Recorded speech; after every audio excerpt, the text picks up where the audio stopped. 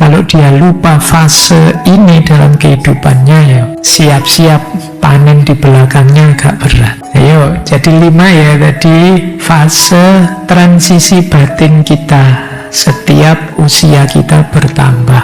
Mengaji hening bersama Dr. Fahrudin Faiz. Mari kita simak. Saya lanjutkan. Ada kalimat lagi di bagian awal buku beliau. Jangan terima pandangan umum yang membatasi dari orang lain yang mungkin menganggapmu lebih tua dari yang engkau sadari. Setialah pada usia jiwamu, bukan pada angka atau pandangan tentang kelemahan dan kesehatan yang buruk. Bagi jiwa, semua itu tidak berarti.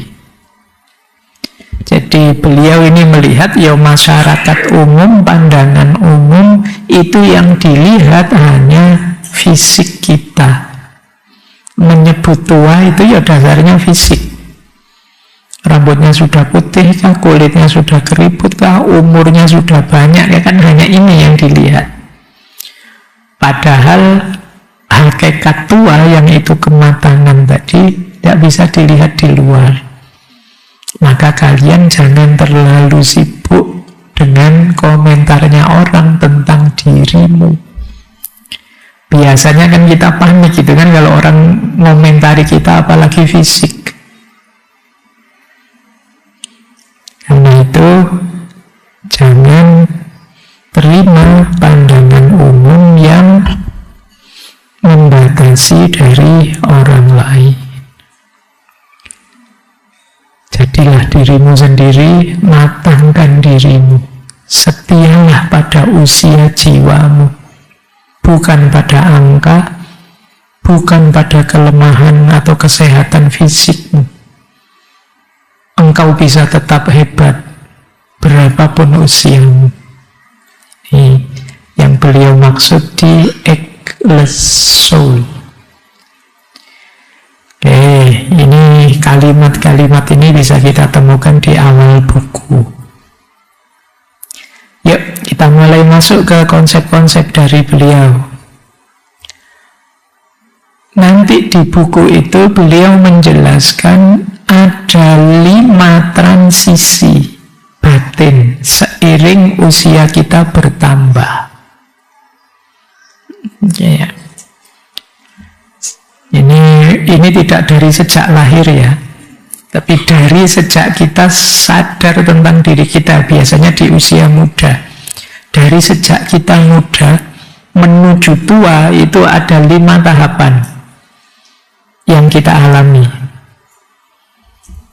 Yang pertama, ini mungkin usia kalian, feeling immortal, merasa hebat, merasa abadi. Ini tahapan biasanya dialami anak-anak muda. Energinya masih penuh, merasa bahwa mati itu masih jauh. Saya masih muda pak, yang tua-tua dulu lah. Saya ini masih panjang cerita saya. Kalian semua akan merasa begitu, seolah-olah immortal.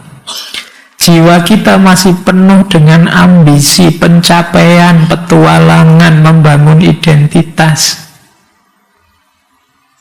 Di usia kalian membahas tema-tema kayak gini itu kan rasanya jauh. Alah Pak Faiz bahas tua, bahas dirinya sendiri. Walaupun tidak ngerti kita audiennya ini anak muda, kalian kan pasti merasa begitu. Kenapa? Kalian ada di fase ini, fase feeling immortal. Kalian masih merasa jauh Pak, tua itu apalagi mati. Tapi kalian tidak salah, karena memang fase inilah yang nanti banyak menggerakkan kalian untuk apa? Mengeksplorasi hidup, mencoba ini, mencoba itu, ingin mengalami ini, ingin mengalami itu. Ya memang usiamu sudah feeling immortal ini. Nikmatilah hidupmu. Eksplorlah seluas mungkin. Pikniklah yang jauh. Jalan-jalan kemana-mana, tidak masalah. Usiamu memang alami macam-macam hal dalam hidup.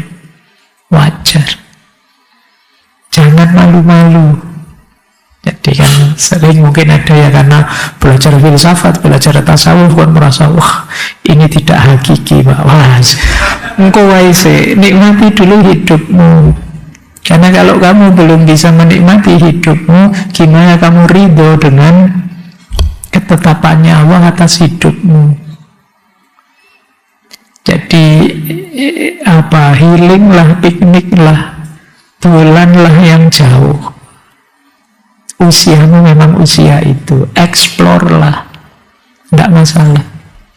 Jadi jangan malu-malu, jangan menipu diri, juga jangan menyiksa dirimu. Memang fase ini fasemu. Meskipun kata Thomas More akan lebih wise, lebih bijak. Iya saya nikmati tapi saya tidak lupa bahwa hidup ada akhirnya. Jadi tetap harus siap-siap. Ini yang di fase pertama, jadi transisi pertama. Kalau sudah di sini, nanti ada fase kedua. Ini mulai first stage of aging. Pertama kali merasa, saya sudah tua ini. Nah ini mungkin karena ubannya mulai tumbuh, terus mulai sakit ini, sakit itu, sudah tidak sekuat dulu lagi. Tiba-tiba ada temannya yang berangkat duluan, nah ini mulai deg-degan ini, aduh. Mulai muncul, iya ya saya tidak selamanya muda. Saya tidak selamanya akan sekuat ini. Nah ini namanya first stage of aging. Jadi ketika kesadaran bahwa saya tidak akan seperti ini terus. Kalian mungkin sedang jalan-jalan, tulan kemana, terus sadar, iya ya, saya ini hidup ya tidak untuk ini saja sih. Umur saya terbatas. Nah ini berarti kalian sedang masuk di tahap first stage of aging. Kalian mulai sadar umur. Kalian mulai ngitung-ngitung. Saya sekarang S2 tapi belum nikah. Nanti mungkin nikahnya umur sekian.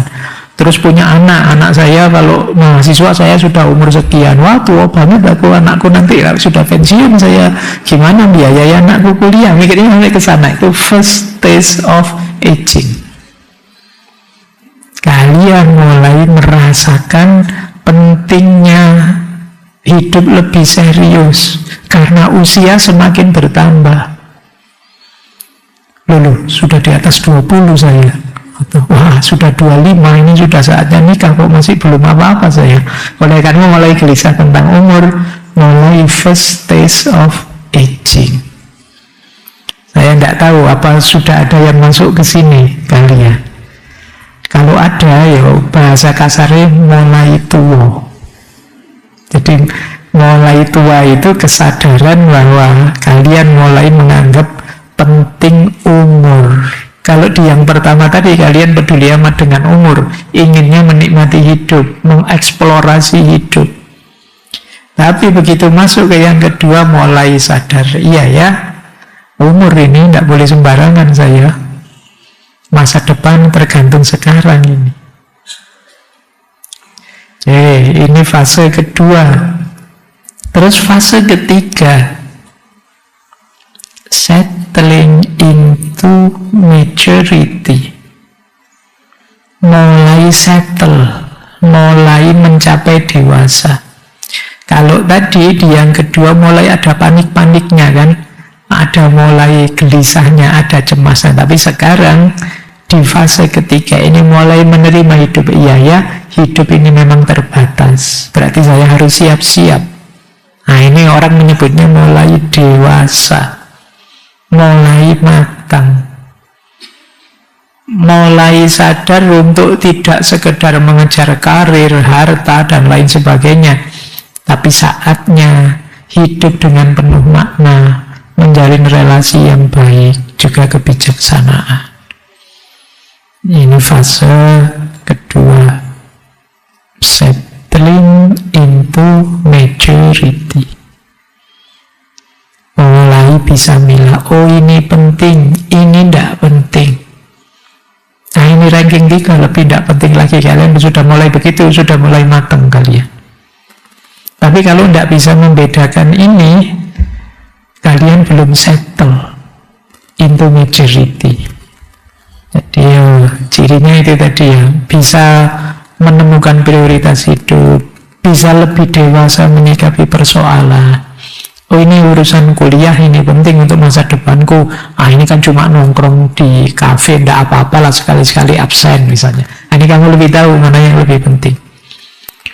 Ngaji misalnya, oh ini ilmunya penting. Ini kalau selfie-nya kapan-kapan bisa, foto itu bisa ditunda kapanpun. Ini kalian ngerti mana yang penting, mana tidak penting, mana yang utama, mana tidak utama. Itu yang disebut settling into maturity. Kalian sudah mulai dewasa. Nah, terus ada fase keempat. Fase keempat ini orang baru mulai disebut tua beneran. Asli sudah ada di usia lanjut. Transisi di lanjut usia, mulai gejala tuanya muncul, sakit-sakitan, pensiun, dan lain sebagainya. Jadi meskipun kata Thomas More ini bukan akhir sih, tapi ini ganti cerita. Jadi bukan akhir cerita, menjadi tua itu ganti cerita, ganti peran kita. Kemarin kita aktif, bisa berkarya ini, berkarya itu. Sekarang kita mungkin mulai sadar, saya tidak kuat lagi melakukan ini itu. Berarti ada yang kuat, yang penting, yang bisa saya lakukan. Mungkin jadi orang tua, menasehati, dan lain sebagainya. Jadi tuntunan, jadi pembimbing anak cucu kita, dan lain sebagainya. Ini yang disebut shifting toward old age. Kita geser sekarang. Nah ini jadi menjadi tua itu ganti narasi hidup. Sekarang jadi orang tua. Ini tua beneran sudah kalau ini. Dan puncaknya hidup, meskipun tidak semua orang bisa nyampe ke sini, adalah yang kelima. Membiarkan segalanya mengalir. Letting things take their course. Biarlah semuanya mengalir apa adanya. Nanti Thomas More banyak mengutip filosofi dari Taoisme. Jadi hidup mengalir saja. Kalau sebelumnya apa saja ingin kita kontrol, tapi sekarang melepaskan kontrol itu, kita terima, kita ikuti saja alur hidup ini. Tidak menolak tua, tidak menolak sakit, siap mati. Meskipun pemaknaannya positif. Jadi siap mati bukan berarti pasrah. Tidak menolak sakit bukan berarti tidak berobat, bukan itu maksudnya. Tapi kita sudah siap menerima apapun. Jadi terus hidup ini jadi tenang, jadi lebih syukur, lebih spiritual. Jadi kita jadi lebih ringan. Tidak kemerungsung ingin mencapai ini, meraih itu. Bisa menerima apapun yang hadir dalam diri kita. Cuma ini kalau disampaikan ke anak-anak muda mungkin agak berat, karena usiamu masih belum. Pak, masa hidup begitu? Pak, mungkin kalian akan begitu. Usiamu masih belum. Tapi nanti di usia tua kalian akan merasakan sendiri bahwa akan lebih indah kalau kalian bisa melepaskan. Kalau kalian bisa sadar posisi dan peranmu yang sudah harus berubah. Kalau kalian bisa mengikuti saja ritme aliran hidup yang memang secara natural kadang memberi kita sakit, memberi kita lelah, memberi kita keterbatasan ini, keterbatasan itu. Justru bahagia kita ada di situ. Nah ini diingat-ingat yang bagian ini ya, untuk besok kalau kita tua.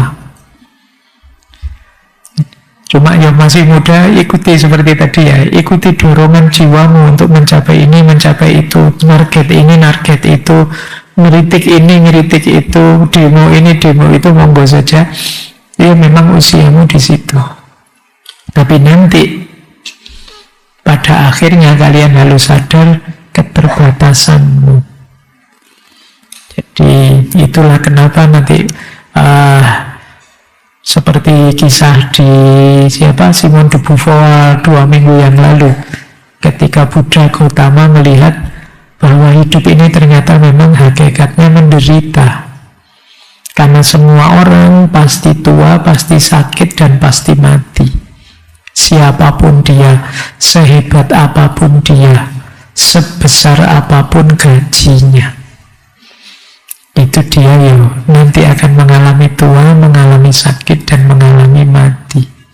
Kalau dia lupa fase ini dalam kehidupannya, ya siap-siap panen di belakangnya agak berat.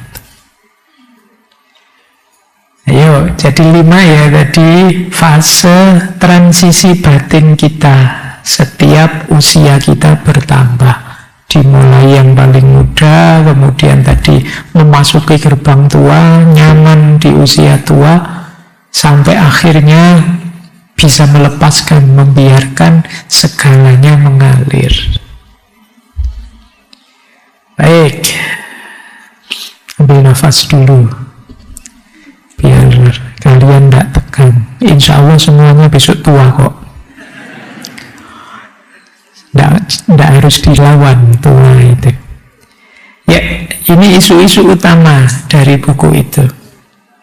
Kalian bisa cari judul-judul subbab ini di buku itu ya.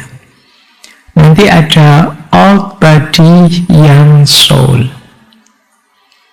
Tubuh boleh tua, tapi jiwa tetap muda. Ini yang jadi nyawa teorinya ageless soul tadi ya.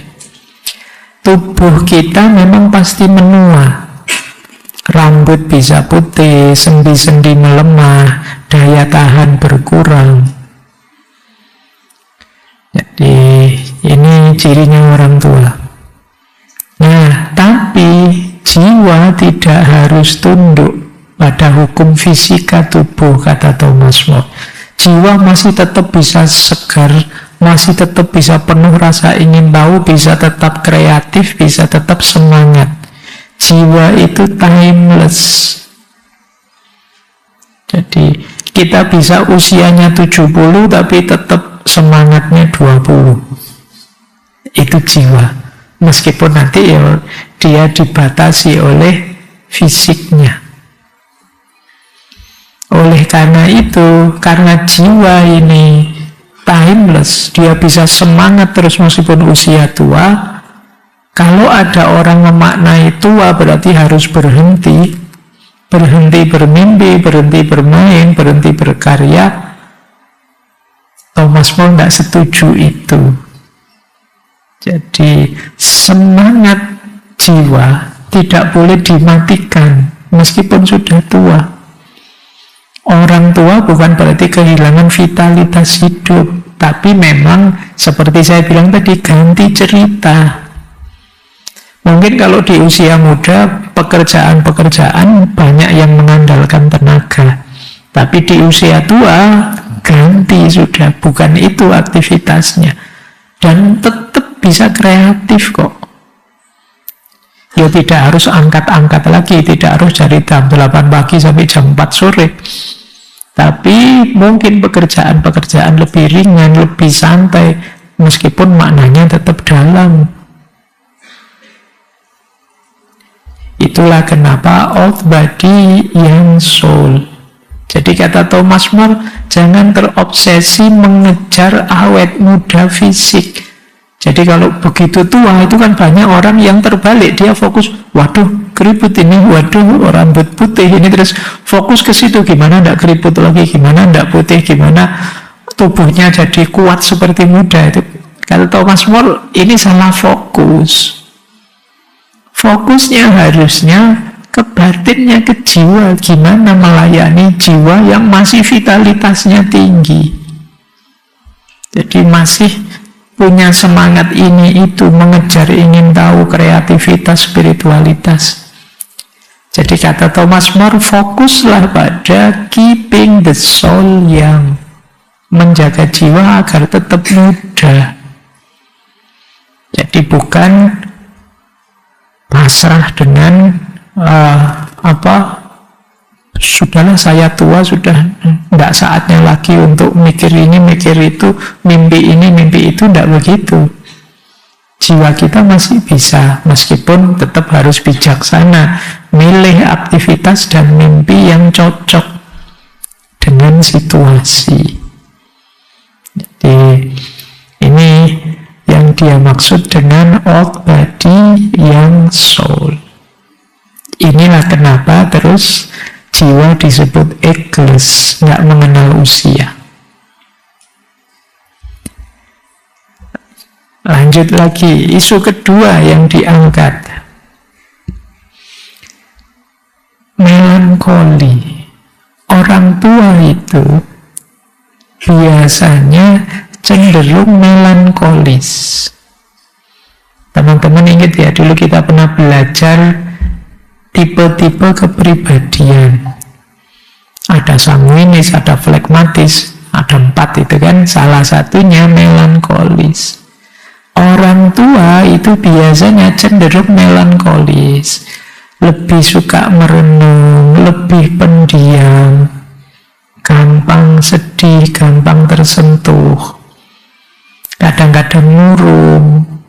Kalian mungkin sering ya lihat simbahmu itu sukanya diem di depan rumah, kayak nonton orang lewat, kayak nonton apa. Jadi beliau lebih melankolis. Nah, di Thomas More justru tidak masalah. Melankolis itu justru positif, karena dia bisa jadi jalan bahagianya orang tua. Jadi mulai agak introvert, mulai merasa saya ini sudah mulai berkurang dayaku, tidak pantas lagi ikut rame-rame. Ini jadi bahasanya Thomas More ini agak melankolis. Kalau masih melankolis tidak masalah kok, asal bukan depresi saja, kata Thomas More. Ada bedanya antara melankolis dan depresi. Kalau melankolis itu sedih tapi lembut, murung tapi dalam. Sementara kalau depresi itu ya penyakit jiwa, membuat jiwa hancur. Kalau depresi perlu penanganan klinis. Kalau melankoli itu perlu dinikmati, karena di situ ada pengalaman hidup yang dalam. Ketika orang mengalami melankoli, itu berarti kan dia sedang mundur sebentar, berhenti sejenak, menghayati hidup ini. Di situ ada jeda sejenak. Kemarin mungkin kemerungsung ingin mencapai ini, mencapai itu. Sekarang mulai sadar. Mungkin kehilangan teman, sahabat, orang tercinta, mulai sadar pentingnya. Kemarin ada teman yang ini, teman yang itu, sekarang semuanya pergi. Ini terjadi agak melankoli. Tapi ini membuat dia lebih sadar. Manusia itu jiwanya ditempa justru oleh pengalaman-pengalaman pahit, kehilangan, kerentanan, luka batin. Kalian yang hidupmu enak terus, tidak pernah mengalami pahitnya hidup, ada yang kurang dalam hidupmu apa? Daya tahan. Jadi kalau bahasa lebih kerennya resiliensi. Kalian tidak terlatih hidup pahit, maka begitu mengalami pahit sedikit saja, rasanya beratnya luar biasa. Itu kayak mahasiswa yang nilainya A terus, begitu dapat A minus, itu bencana besar dalam hidupnya. Bandingkan dengan kalian yang bijinya DE gitu terus. Jadi ini kepahitan nilai jelek itu bagi dia Allah apa? Amin, itu sujud syukur dia. Kan ada itu dulu ceritanya Daniel Goleman itu yang saya ceritakan di sesi emosional intelijen itu. Ada mahasiswa yang nilainya A terus, tiba-tiba ada dosennya satu yang ngasih nilai amin. Itu bagi dia dunia runtuh sudah. Terus dia pulang ke rumah, ngambil senjata, balik ke kampus, dosennya ditembak sampai tewas. Bayangkan itu. Kenapa? Dia tidak terlatih emosinya mengalami kepahitan hidup. Bahagialah kalian hidupmu yang sering pahit. Paling tidak kalian punya daya resiliensi yang tinggi, karena kepahitan apa yang tidak saya alami, itu kamu lebih hebat dibandingkan mungkin temanmu yang enak terus, nyaman terus hidupnya. Dari sisi ini loh ya, ketangguhan menghadapi situasi, karena toh kita tidak tahu di depan situasi yang menghadang kita apa. Sekarang kalian bahagia, misalnya uangmu banyak, sementara temanmu tidak punya uang. Baik, temanmu yang tidak punya uang itu lebih daya tahannya tinggi. Kalian tidak tahu di masa depan kalau tiba-tiba rekeningmu diblokir gimana. Kamu stres. Temenmu yang tidak punya uang, blokir lah rekeningku, tidak ada isinya. Lebih tangguh menghadapi masalah. Oke ya, jadi itulah hidup. Pelajaran hidup itu seperti itu. Makanya kalau kata Konfusius itu pelajaran paling pahit itu dari pengalaman, tapi ya menguatkan. Oke, jadi melankoli itu penting sih, gunanya juga banyak. Jiwa manusia itu tumbuh dalam kehilangan, kerentanan, luka batin. Dengan mengalami situasi melankoli, terus hati jadi lebih siap, karena di situ orang merenungi hidupnya, menyadari situasinya. Dia bisa pada akhirnya menerima, ya hidup ini ya memang ada saatnya bersemangat muda, ada saatnya mulai lemah di usia tua. Pertemuan pasti ada perpisahan, teman-teman berangkat satu-satu, ya memang itu kodrat alami. Ini hasilnya apa? Orang menarik diri sebentar ketika mengalami ujian eksistensial, cobaan-cobaan hidup. Itulah nanti yang oleh Thomas More disebut melankoli. Ya, baik. Jadi ini keadaan emosi yang mungkin gampang sedih, gampang murung, gampang merenung, kemudian teringat masa lalu, ingin kembali ke masa-masa itu. Ini ciri-ciri orang melankoli. Tapi ada gunanya, asal tidak bablas sampai depresi. Nah, kalau melankolinya berlebihan, bisa nanti sampai ke depresi.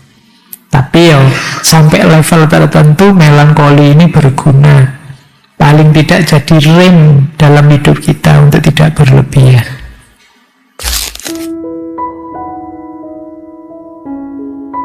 Terima kasih sudah menyimak. Semoga channel Mengaji Hening bersama Dr. Fahrudin Faiz selalu bisa memberikan ilmu, motivasi, dan kebermanfaatan. Salam sehat dan bahagia.